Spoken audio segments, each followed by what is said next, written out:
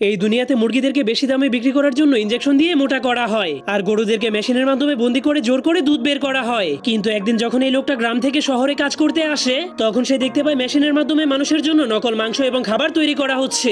এরপর সেগুলোকে প্যাকেট করে আসল বলে মানুষের কাছে বিক্রি করা হচ্ছে। কিন্তু তখনই সেই লোকটাকে সেই মেশিন ঠিক করার কাজ দেওয়া হয়, কিন্তু সে লুকিয়ে লুকিয়ে মেশিনের মধ্যে উকি মেরে দেখতে পায় সেই মেশিনের মাধ্যমে খাবারের মধ্যে ভেজাল মেশানো হচ্ছে, আর অসহায় প্রাণীদেরকে টর্চার করে দুধ বের করা হচ্ছে। এসব দেখার পর তার অনেক খারাপ লাগলেও সে কিছুই করতে পারছিল না, কারণ একটা রোবটের পাখি সবসময় তার দিকে নজর রাখছিল।